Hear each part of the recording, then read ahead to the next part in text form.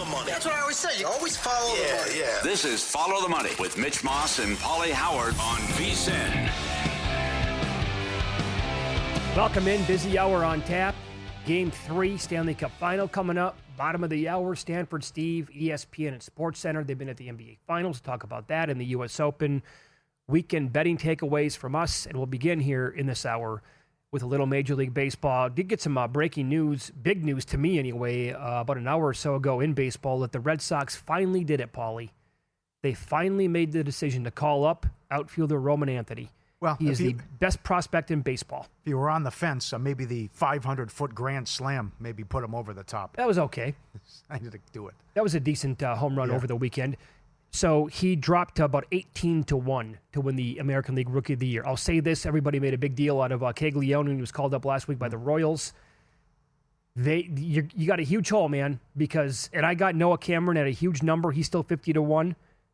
We got to dig ourselves out of this massive hole because Jacob Wilson is absolutely raking for the A's. Yep. 461, 12 ribbies last 19 games. You can jump right back on his props today. Mm-hmm. 2 total bases, $1.10. Can you believe this? He delivers and all. What? Sick. That's stupid. He's batting 500 in the last week. Yeah. So I'll have more on that game coming up in a bit. As for the Red Sox, that's the shot. Oh boy, they took 2 out of 3 against the Yankees over the weekend, and they get them again this week. That is no good for my Yankees most wins in June bet. They were looking good, cruising along, and the Red Sox absolutely rocked Carlos Rodon last night. Yep. So you have that Sunday Night Baseball angle where they're playing again tonight. They take on the Rays. Rays are blazing hot at this point. Here's something to keep in mind. And part of the write-up today at vsin.com on Brian Bayo is that he has a 3.91 ERA, but he's due for some regression. The FIP is 4.81. He's walking 4.7 batters per 9. And he's backed up by a Red Sox offense that averages 5.2 runs per game, second in the league. Baz has allowed at least 3 runs in 6 out of his last 7 starts. He's allowing 1.8 home runs and 3.2 walks per 9 innings. They were making the case for the over in the game tonight between the Red Sox and the Rays. What a run. Tampa 14-4. Best record in baseball going back. Number 1 in runs. Number 1 in runs allowed. This came out of nowhere. I know it. And I don't mind the over, but also Baz has good numbers against Boston and struck out 11 guys in April in one of the meetings. Something to keep in mind here, too. Maybe Bayo under his K-prop is worth a look. He is not striking out a lot of guys, and he is going under his K-prop a lot. That's been a recent run now for, I think, like the last 7 or 8 starts for him. And now you look up at the standings. I never really even gave the Rays a thought. No. I did Will Hill's podcast, Should Have Bet More, last week, and we were talking about like the 6 playoff teams in each league. I don't even think we brought up the Rays. And now they're 35-30 because of this hot run. And you ever think about the Blue Jays, too? We said we kicked around the Blue Jays, but I can't take them seriously. I'm not taking them seriously, but maybe I need to. Yeah. 2 great stories. And I guess in the American League, why can't they make it? Mm-hmm. Right? So there's that, but I can't wait to see what's going to happen here with Anthony. I do not have a ticket on him to win the American League Rookie of the Year. But for those of you who do, hope he gets off to a blazing start for you. Tampa's on a great run, and then you have Atlanta. What has happened? They've lost 7 in a row and 14 of 17. You're taking on a hot Milwaukee team that's won 10 of 13. But the conundrum here is Sale, who's got a 1.63 in the last 9. He's been awesome, but it's like Skeens. No run support, pitching lights out, but losing games. So this is an interesting here where if you want to take Milwaukee, but then again, Sale's been so good, but the Braves have been awful and can't win a game. I never thought I'd see Atlanta play this bad and this poorly, 14 to 17. It's been a long time, right? Yep. I did look at Sale's K-prop tonight. I was hoping they would make it 6.5. Unfortunately, it's 7.5, and to me, there's a big difference between those two numbers. He is on a 6-1 overrun with his prop in order: 10, 10, 8, 8. 6 was the under, 8 and 10. So he's going over 7.5 in a lot of these games.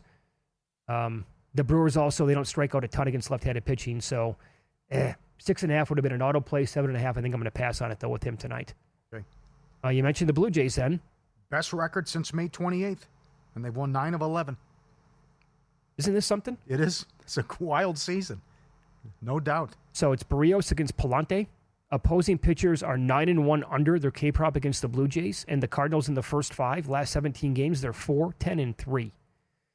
I believe this was from Adam Burke today on vsin.com. Over the last 14 days, Toronto has a 342 WOBA against righties, 7th overall, and they have only an 11.7% K rate in that split. So they're doing a really good job of putting balls in play, and as he points out, they're also doing so with authority. And after over the last 14 days, the Blue Jays bullpen has a 1.76 ERA and a 2.8 FIP. So they've been great, and another angle to consider here with Toronto, maybe in this game against the Cardinals. Yep, and the Palante case is 3.5 under minus 160 with Toronto fewest case. No mind, I don't think he's going to strike out 4 guys. No way. Atlanta's been bad. How about Philly? What is this? You see this coming? They got swept in Pittsburgh. They can't hit. They've lost 9 to 10, 5 in a row. In 4 of the games, they scored exactly 1 run. What the hell's going on here? No. How much does Bryce Harper really mean to the team?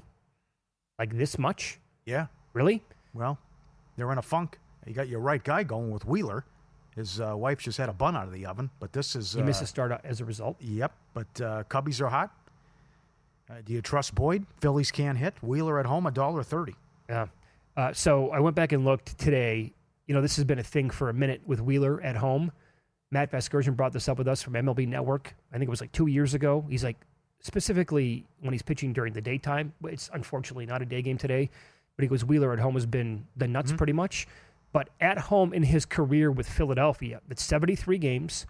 He has a 2.65 ERA. The FIP is below 3, almost 10 Ks per 9, a 28% K rate. The whip is below 1, and the hard hit rate is at 26%. I mean, those are Hall of Fame numbers, basically, when he's at home. I don't know, but you're right, Paul, with their current form and how the offense is in this funk, I don't really want to back him by laying $1.45. Cubs are, they're one of the best teams in baseball. Yep. I trust Cleveland, $1.60 at home. Miley had an ERA of 9 in the minors. Santana's hitting .467 against Miley in his career. Very That's nice. a prop you can play. Trout's hitting .444 against Springs. It's supposed to be Springs for the A's tonight against Kikuchi. And how do you trust May on the road? The first, what's going on with the schedule? The first meeting between the Dodgers and Padres of the season is tonight. Oh, that means it's backloaded, which is going to be great later on. They meet 7 in the next 10, but in the first meeting since the Dodgers took them out in 5, and they shut down San Diego's offense, Pivetta, 1-1 with a 1.78 last 5 against the Dodgers. He's a dog at home to me. All right, so this is the guy I was talking about before the break. At home, 1.69 with the ERA, only 2 home runs allowed, and that is in more than 37 innings pitched so far this year. Tremendous numbers. The ERA goes to 4.94 with 5 home runs in 31 innings on the road. And May has a 4.09 ERA, more than 1 home run and 3.5 walks per 9 innings. And they go up, actually, when he's on the road. And the Dodgers have been, the bullpen's been bad, especially in, recent days. And then you have, a couple of matchups as well tonight. Machado, 3 home runs in his career against May with 6 RBIs.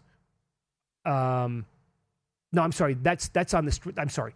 Let me correct that. Manny Machado's last 7 days, he's batting .393 with 3 home runs and 6 RBIs and a stolen base. In his career against May, he's 7 of 30 with a double and 2 home runs. When you look at players for the Dodgers tonight against Pivetta, small sample size here for Ohtani, but he's 4 of 12 with 2 home runs. And the guy that I targeted was Freddie Freeman, 12 of 36. Okay. 3 doubles, a triple, a home run. I played minus 110 over 1.5 hits, runs, and RBIs. But by the way, for what it's worth, both teams have been bad lately in the first 5. Dodgers on a 1-6-1 run in the first 5. Padres 5-12-5 last 22 games. And here is somebody who has been sneaky good with the K prop. It's the Mariners on the road taking on the Diamondbacks. I'll give you this first of all. Marte's last 7 days, blazing hot, 8 of 24 home runs. Opposing starting pitchers are on a 10-3 under run with their K prop against Arizona. They're not striking out. They're like one of the best teams at not Kane in all of baseball. D-backs in the first 5, last 22 games are 13-5-4. And Merrill Kelly, I'm not going to call him a sleeping giant with the K prop, but he's been great. You're going to find out why. 6 straight games over his K prop. Tonight, 5.5. Starters are on a 7-3 run over the Mariners. and the M strikeout 23.3% of the time, 8th most. And in a lot of these games, by the way, that Merrill Kelly has pitched in the last 6 starts, he has absolutely annihilated his K prop, meaning that if it was 4.5, he's not just getting 5. He's, for the most part, he is blowing by the K prop in a lot of those starts. 5.5 now tonight with reasonable juice might be worth a bet. Raleigh home run prop? Well, my God. At this point, I didn't even look at the number because he's... That low? Yeah. It's going to be Aaron Judge territory now. Trying to set the record. Javi Lopez, most multi-home run games for a catcher in a season. 8, Piazza 6. Raleigh trying to... Look how many he has already. What does he have? I think he's got 4 or 5 already. What he's done? Yeah, absolutely. And Yuri Perez goes from Miami. Mm-hmm. Can the Pirates keep this going? It's his first start in 628 days off Tommy John. Bucco's $1.20 at home. Another one for you. I got to go. I got to ride the Pirates reluctantly. Introducing the $500 try from G-Bank First Bet in VSiN. All you need to do is open the G-Bank Visa Signature credit card. In the first 90 days, deposit and play through $1,000 to trigger the $500 try. You get $200 from G-Bank.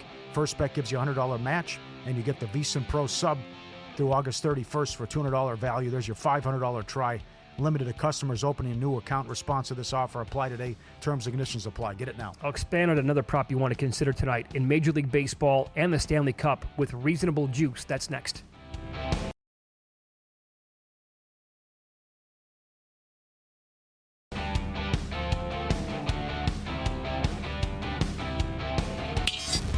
This is Follow the Money on VSiN. We briefly mentioned this game in the previous segment. Baseball card tonight. A's playing at the Angels. It's Springs against Kikuchi. First of all, Joe Adell's last 7 days, 409, 4 home runs, 5 RBIs, and a stolen base. Very good. Lawrence Butler, 12 of 28. 6 doubles, a home run, 5 RBIs. He's like seemingly going over his total base prop in every game. Mm-hmm. And Wilson, again, has just been fantastic. You got to repeat it. You got to run it down again, what he's doing. Wilson? Yeah. I got him 13 of 26 in the last 7 days. A home, that's 500, obviously. 7. Okay. 6 RBIs, 3 doubles, and a home run. I got 461 last 19. Oh, man. 12 RBIs. Yeah, can anybody beat if he plays the whole year? Like, will a Roman Anthony or a Caglione catch him in the American League Rookie of the Year? No. He's got 2, unbelievable. By the way, It's almost July. Come on. I know, and I know Judge is batting like 398 or whatever it is today. That Wilson's second behind him. Yeah. Like 360. Mm-hmm. What if he leads the American League in batting this year? Yeah. Another good point. Absolutely. So Kikuchi's last 4 games, and we talked about this last week when he was also going 5 walks, 5 walks, 4 walks, and 4 walks. He leads all of Major League Baseball with 5.17 walks per 9. That's a grand total of 40 walks on the year, over 69.2 innings pitched. Not so nice. It's 2.5 tonight. You could find plus 130. Paul, do we bet it on principle, or are you like me, maybe getting scared away a little bit because I looked at the A's the walk rate today? They just don't walk a lot. They're like one of the lowest walking teams in all of baseball. It goes back to when you say trust the numbers, though. I know. With the Gore, you trust the Kikuchi numbers. That he's so bad that it doesn't matter who he's facing. They're going to get, his control is so awful. Yeah. I think plus 130 is probably worth a bet there, too. Yeah. Okay. Anything with Caminero? He's another one. He was 20 really 20 RBIs, 16 extra base hits last 16. We're talking about him every day. I know. Every day what he's doing. Maybe because Putting Bayo, up again, numbers. I don't like Bayo. Okay. Not this year anyway. Okay. But that's I don't mind Tampa in that spot off the big Sunday night Sure. win and after that that's an series as well. DraftKings has most shots on goal for the game. That's good. Connor's the favorite plus 450. Dreisaitl's 6-1, Bennett plus 650, Reinhardt 10-1. What did someone send us in? I forgot to put it up there. He lost a big ticket. He needed one more shot from, oh my God, I couldn't even. Bennett. The ticket was so big, I couldn't even tell you how many people were on it. And it paid, I think it was like 590 to 1. He needed one more shot from Bennett to go over. At what point of the game? Do you know? I thought it was like he needed it like second period. And he didn't get it second, third period, or overtime. Okay. Is that how I read it? Did I read it wrong? I did not pay attention to that part of it. All I know is that was the one of many, many players who already cashed, and that was the one loser. Yeah. I would imagine you're killing the sports books. Well, I mean, so far for his 2 games, absolutely. There's so many shots, and the games are going to overtime and double overtime. Right. So the only guy who did it for you in game 1 was Kane. That was a 42-1 quick pick. Yes. And then I missed it by 1. And then Bennett was the only one who did it in game 2. But pretty much everybody else. And by the way, like if you're laddering, these props are also like cashing. Yeah. So then, like William Hill looked at this, and I know a lot of people at Caesars had some tickets up there, and Caesars themselves tweeted out a guy who had like a $9,000 ticket.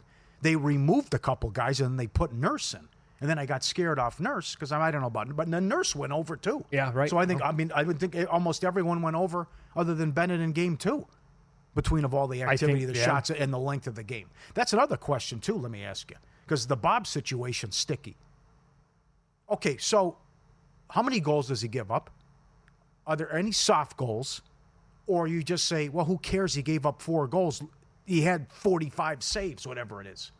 And he kept them in there, and they were outshot in the overtime, or whatever it may be. Are you saying about getting them yanked? No, Conn Smythe. Oh, no, I think at this point... It's a Conn Smythe discussion. Because still, I'm reading ESPN, and they're still strong on his case about look how many saves, look what he did, even though he gave up 4, and then you factor in the whole body of work, which Bob's been impressive. But I'm on the other side where I think in the pecking order, Bennett's ahead of him for Conn Well, don't we Smythe. have to, and what's the history of the Conn Smythe though, overall?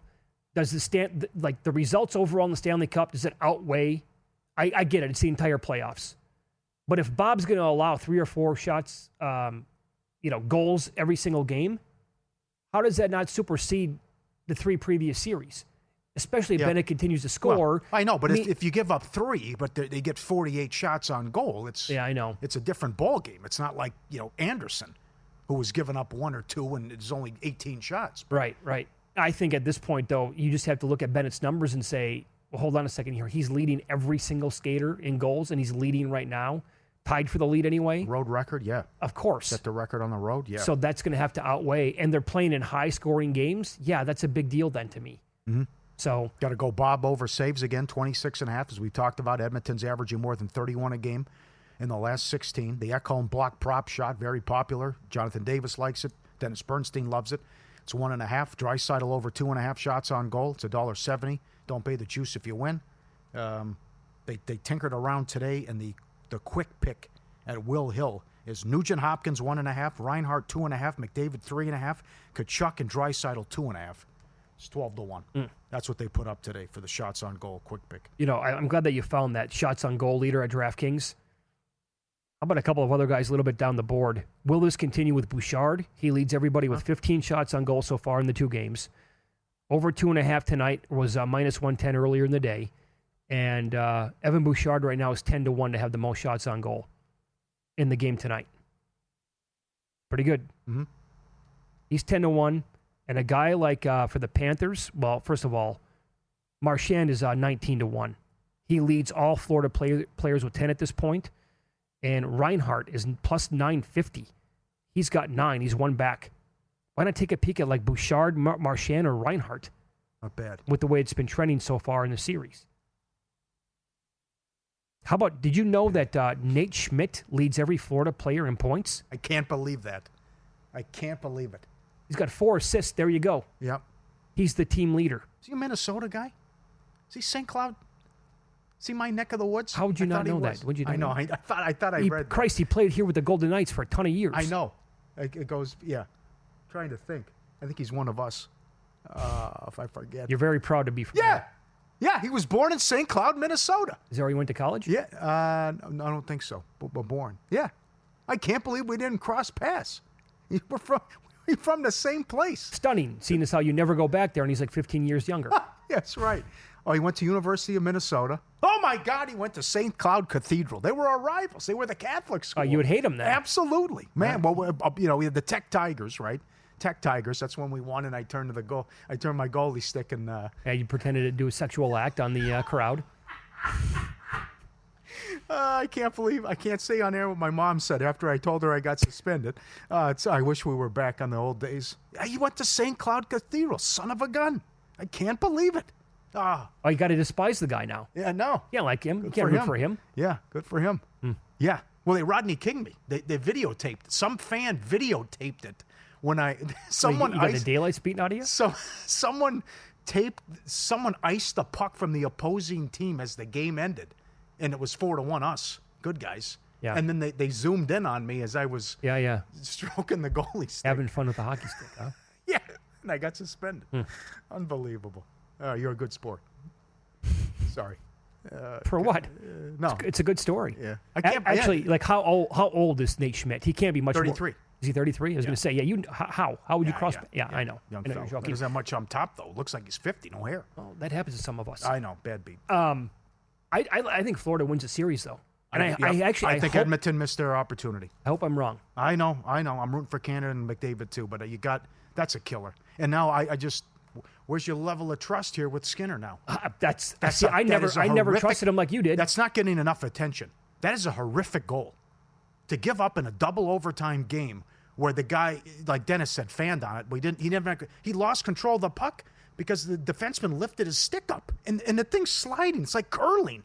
Thing's barely moving and it goes in.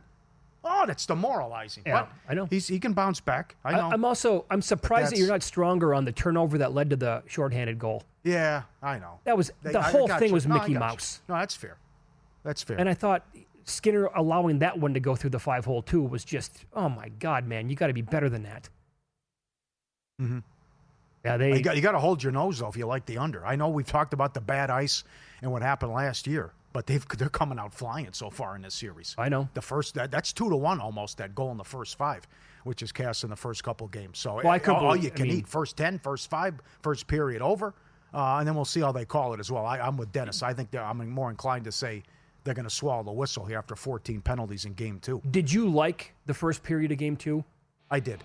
I didn't have what you thought it was. All those goals, but I mean, Jesus, the power man. plays? Please, put away the whistle for 2 seconds, please. Yeah, I see both sides. Stanford Steve, ESPN on the program coming up next. Been at the NBA Finals with SportsCenter. Was the Game 2 result more of what we should expect from this series? We'll ask him coming up next.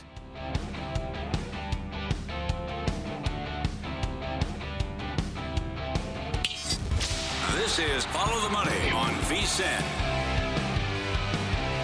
All right, so 2 games in the books now. NBA Finals had Game 2 last night, and that was mostly dominance by Oklahoma City from the end of the first quarter to the end of the game, I thought anyway.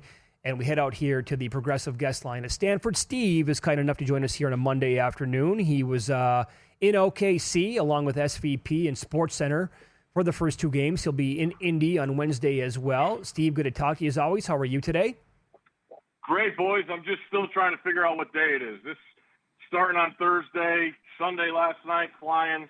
We're good to go, though. We're good to go. I'm sure it's kind of a whirlwind. Do you think last night's result is more of what we should expect from this series moving forward? You know, we spent a lot of time talking post-game, guys, right? Just about it's really hard to overreact, right? I mean, everybody had their thoughts going into the series. Then you see what happens in Game 1, and the game thoroughly dominated until 0.3 seconds, and Halliburton does it.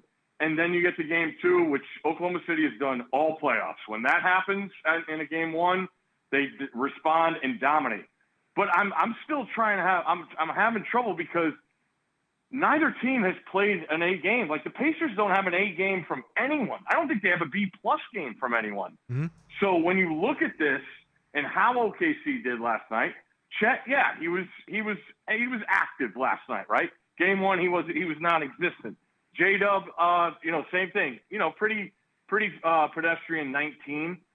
So what's going to happen now? Like Caruso and Wiggins aren't doing that on the road. I don't see that. And to me, it's all focused on Halliburton. I just don't understand. I mean, I get it. He won the game winner. We're going to talk about the clutch numbers, all that. He has to be better in first halves of games. I'm watching the game with Legler, and Legler's just like, look at this, 1 for 5. 5 shots and a chance to take over the series. And then the second half, and then bad beat if you had his over total points. I mean, he gets 12 in the fourth quarter. That's a horrific beat.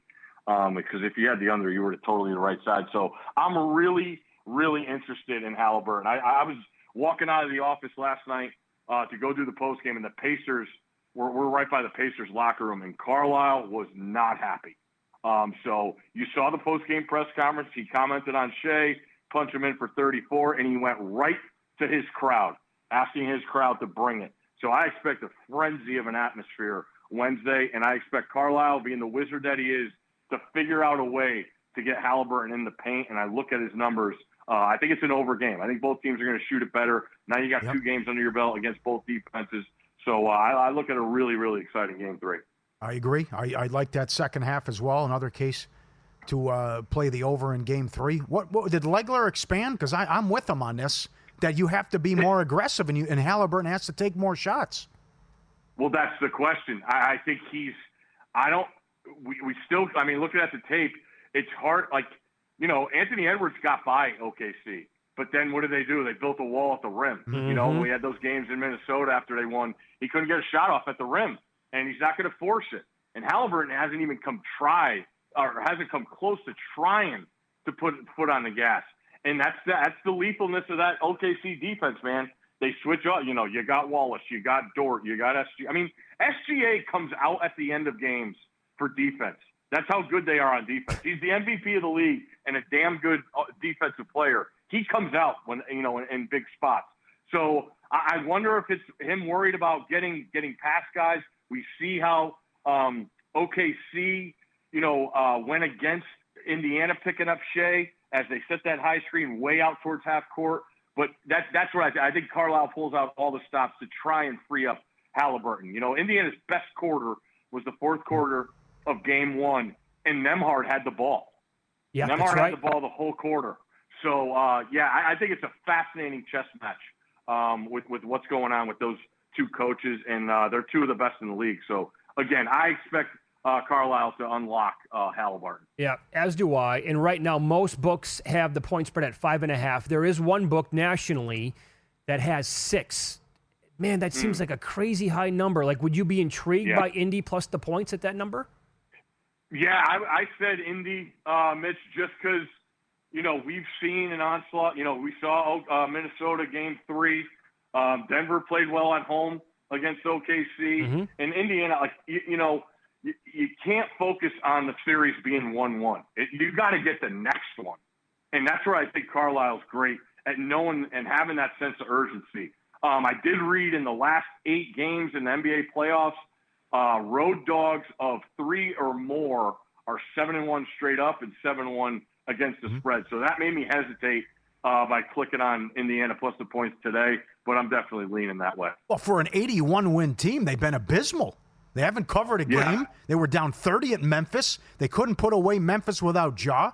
They were pathetic in Denver. Minnesota dropped 140 and 126 on them. It hasn't been the same team on road games. Yeah, no doubt. But I go back. What was it, game 4 in Denver? I thought was super impressive. The one where Williams made all the shots. And Paul, I'm still. I know it's hard, and they won all these 81 games. I'm still slow to go on OKC. Like, they're still that young, man. Like, Chet's, this is the NBA Finals. And for that matter, it's Indiana's first. I mean, the only guy everybody talked about going into the series was Siakam, and he's been pretty pedestrian. Yeah. I thought the Pacers' best guy last night was Miles Turner. So I think both coaches see that. Again, you've got 2 games of tape to look at, and this is where those guys make their money with the little intricacies of who's going to dominate the ball more and, who's going to have the ball in their hands. Where are we going to try and get the ball? Who are we going to try to attack? What situation are we going to go after? That's the best great mental game that we have going to a game 3. I always think game 3s are the toughest because you don't know. Very good. Follow the money here on VSiN, the Sports Betting Network. Our guest, Stanford Steve, he's on the Progressive Guest Line. Okay, it's also U.S. Open week. We talked about this a little bit earlier with our bets. I'm attacking it with the big guns, man. And generally, I like to look a little bit down the board. Give me somebody in the 40, 50 to 1 range. I'll take a shot with somebody about 80, maybe 100. I haven't gotten there yet this week. I think this tournament's going to be won by an elite golfer. Where are you at with the U.S. Open? Scott and I did our podcast today, and that was the main, we brought up Scotty, the idea of plus 275. Is it even worth it? And his point was you have to do it because you're going to cover all your long shots and other things, right? That's the way to play it. I don't want any piece of Rory. After seeing Quail Hollow, we discussed all week, how was the mindset going to be after getting that career Grand Slam? Was he going to step on the gas and go for a season Grand Slam, or was he going to take a step back and enjoy this thing? And then the thing happens with the driver, and he's just, talked to the media for the first time in a month after everyone praised him for 3 weeks. So I look at guys to miss the cut. There's some good. I think Rory's in the 300s or 240s. I like that. And I look at a guy like Harris English. If you want a guy a little bit down the board, he's as consistent a guy as there is. I love his demeanor. He's played great golf. He's playing well. Played an unbelievable Sunday to T2 or T3 at Quail Hollow. And Scott likes Rahm. He thought he saw a lot from him at Quail Hollow with the little bit of fire that Rahm had. He's around 10-1. But yeah, I'm with you. It's tough because I hear Andy North talk. Two-time U.S. Open winner. He's loving what he's seeing because he wants to see those guys sweat out holes. And the biggest thing with the rough, the way it's going to be, it's just one shot. It's just there's no water on the course. But if you go in that rough, count a stroke for it. 90 seconds. So, sorry. It'll be interesting. I thought you were done. 90 seconds. So how concerned are you that they're going to screw up the college football playoff? Not concerned. For the love of the game, Pauly. Come on now. We got to focus on the positive. What? We got to be on the positive. Come on. What, are you serious? What are you talking about? What? You want to go back to the BCS in 2 teams? You want 16? You want 4 auto bids? You want 5 plus 11? If you're good at it, yeah, sure. Give it to me. More football. How great was last year's regular season? Nothing took away from it.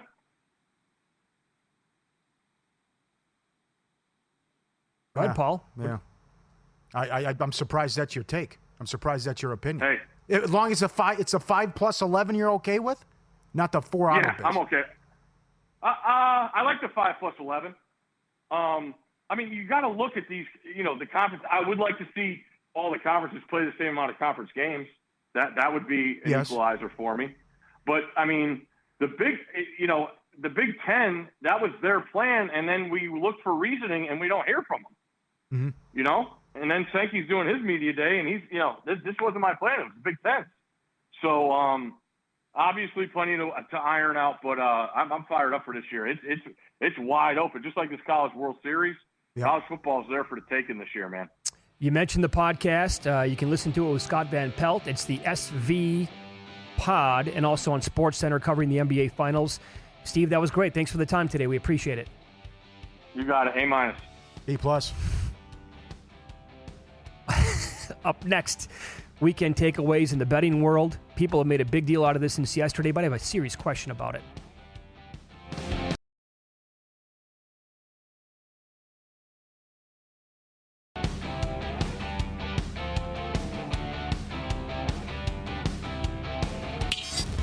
This is Follow the Money on VSiN. Welcome back. Coming up top of the hour, we have Game 3 numbers to go over in the NBA Finals, series prices as well. Neither team has been great in the spot. Details on that coming up here. New weekly feature, weekly betting takeaways over the weekend anyway. Number one for me, Pauly, is a question here. How many books tweeted out yesterday, Alcaraz was 60 or 65 to 1 to come back and win the French Open? A lot of them. It's all I saw on my timeline. And I would flip it and then ask the question, well, how many people in the world actually had the ability to get down on that or actually noticed at the right time, hey, 65 to 1 right now, I need to make that bet, because sports books have real-time feeds from sporting events. Like, as it's happening, that's what you're looking at on your phone or on your tablet or however you're betting. Like, they're connected and dialed in to the second. Most bettors are probably, I'm going to throw out a bunch of numbers here, 7 seconds behind. 13, might be 30, 60, could be 90, depending on how you're watching. And tennis doesn't really have that much downtime, specifically yesterday when it was triple championship point and Sinner had a chance to finish him off. So my whole point is, yeah, he was 65-1. That's great. But when you're watching it on TV, some people have figured out real-time feeds probably. Mm-hmm. And those people bet a lot of money is my guess. And they have good connections and huge networks of people that they do this stuff with. But as you're watching, you're thinking, okay, now I see a pulse here with Carlos Alcaraz to come back and win this thing. Let me go bet him. What is he live? But it's not going to be 65-1 because by the time you're watching it on TV to the point of where you want to make a bet, the sportsbook's going to be 90 seconds ahead of you. And that 65-1 is going to be long gone. So, yes, they were making a big deal out of it. My only question is, at the very rock bottom for him yesterday, how many people across the entire world actually bet him at his highest number? My guess is not many at all. Fair. Yeah.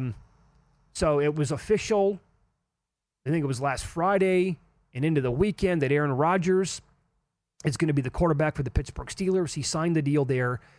I think we talked about this off the air. I want to bring it up on the air. I got a text from a buddy of mine in Minneapolis.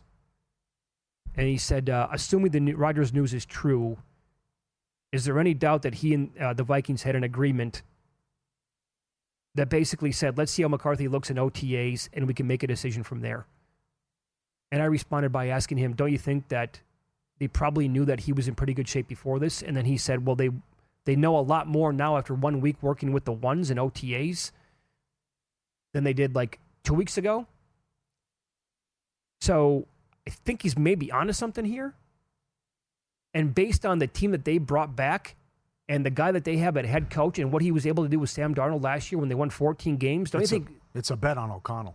That's exactly right. Don't you think 8.5 looks pretty damn juicy for a win total? Well, he has a point. I mean, the timing works out with his assessment about it.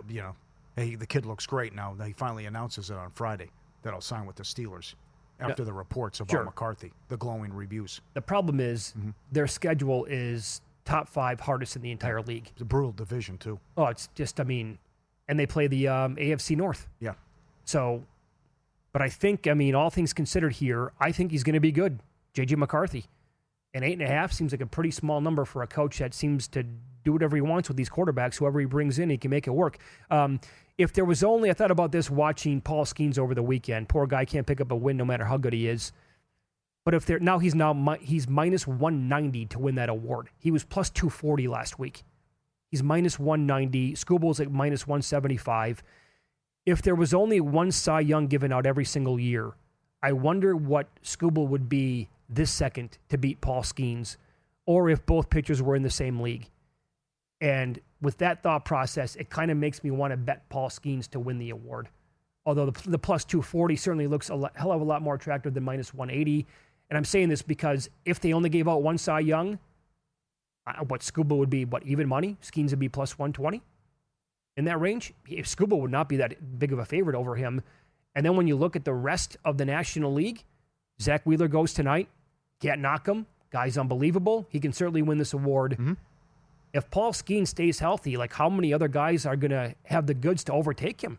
He's getting better every single start. And I'm not going to call him the best pitcher in baseball because Scooble has that crown right now. But Skeens isn't very far behind him. Okay, I've asked this question earlier in the show. I'll ask it again. Should we all be betting Brad Marchand to win the Conn Smythe? Or do we pass because it's an overreaction, but then we hate ourselves if he wins? Well, do you have Bob already and Bennett? I have Bennett in pocket. And you can protect yourself, I guess.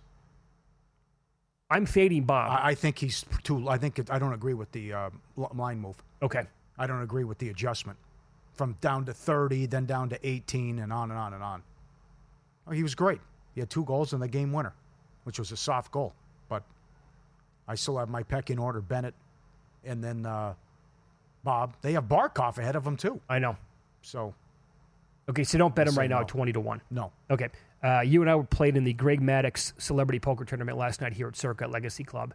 It was awesome. You ran into the crime dog, Fred McGriff. Yes. I was it was incredible to see Vince Coleman, crime dog. I was at the same table for a couple. I got knocked out. I had an open-ended straight flush draw. Son of, I would have tripled up. So I played a couple hands with Greg Maddox. It was great. Oh, you did? Yeah, it was at the same very table. nice. Yeah, Okay, it was at the very same cool. table. I got knocked out in the same hand that Derek Stevens got knocked out. I made, I think, the final 20 or 23 people or something like that. What? Yeah. And you did not. Yeah, no. Yeah, it was down to the 25, something like that. You got knocked out about how long after I did? It was so fast, Paul. They didn't have that many. God. I was down to the final 25, yeah. I would have been in business there. I'd have tripled up. And Bob, who's a VSiN, loves VSiN. I got to get a beer with you, Bob, sometime. Great dude, loves the show. He knocked me out. He had two pair. I believe he drew the deuce on the flop. I went in with king high, and we each had kings. But if he doesn't draw that deuce, I would have beat him, and I would have also taken down Derek Stevens. At that point, I must have been like top 10 in chips. I would have had a real chance. Oh, wow. It was a massive hand. I lost it, though. But I will say this, and you can probably say this about any game that you want. Boy, does poker completely suck when you're not getting any cards whatsoever. What'd you think of the turbo format? Every 10 minutes, the blinds go up. And I thought it was faster than 10 minutes for some of them. The levels, 10-minute levels. It's incredible. You might only Like get that. one hand in at like 1,000, 2,000 for the blinds. By the time I got knocked out, the blinds were 10,000, 20,000. Yeah. Bye-bye. Yep. Weekend observations, shots on goal prop where it's at with the Stanley Cup final. Rich from Canada, 576-1 parlay. Missed it because Bennett couldn't get a single shot in the second or third period. It was a regulation bet that he made. He needed one more shot and couldn't get it. I mentioned Kane as well, but you can do your own same-game parlays also. The swings in play in tennis are nuts. Forget about what Alcaraz and Sinner got involved with. How about the women's on Saturday? Sabalenka was broken 9 times. So you think she's in control. Now it's Goff, and they 70 unforced errors to 30 in favor of Coco as well. Do you have a problem of when Sabalenka basically did not give Coco Gauff any credit? Was it afterwards on the mic, or you're saying? Talking to the media. I think she said, she just said, I played the worst final ever. Yes. I had the conditions were terrible. She did say something, though, about Coco, you outplayed me, but deserve it. But it she was basically said, I lost the match. Yeah. She's more a than fire. anything else. She's a firecracker. She's a pistol. I mean, she's yelling at everybody. Every time there's a mistake, she's hitting the ball, and then that's a tough scene, though, where it's, hey, you just lost and had your gut ripped out, and you think you blew it, and now say something here's to the mic. people. She's crying too. I know. And the other one, we are headed to a wide open College World Series. If Murray State wins tonight, there are 7 different conferences represented of the 8 teams. They were 700-1 when the tournament got underway. Oh, that's something. You believe this? No, it's incredible. The upsets? And Only 2 SEC teams? Yeah. Like Coastal Carolina swept Auburn. Uh-huh. What? Yep. Some of these other results are just they're crazy. North Carolina. That's how about that? To win 18-2, your top 5 team, and then you lose. And everybody's saying that Arizona, total flash in the pan. They're not going to last. Yep. They pounded them in the first game, and then Arizona comes back to take the next 2. If you're into futures wagering, fantasy, or like the thrill of calling your shot, you need to check out Xcutta, XCUTTA, the future of how we play. It's like combining a live auction with the strategy of sports betting. You choose who to bid on, players, teams, golfers, even horse racing. Over 1,000 athletes and teams to choose from across every sport. You set the terms, build your own auction, and invite your friends to play. You can even start auctions for free. It's like creating your own mini book with your crew, and it's fun. Here's the hookup. Email support@xcutta.com, mention VSiN, and you get a special 3-month player code to get started. Xcutta. Future wagering just got a serious upgrade. Xcutta.com. Very good. Follow the money here on VSiN, the Sports Betting Network. Boy, somebody's hanging on to a massive ticket on Sam Bennett to win the Conn Smythe. We'll tell you about that. And Game 3 numbers in the NBA Finals. OKC has been horrendous in this spot throughout the playoffs.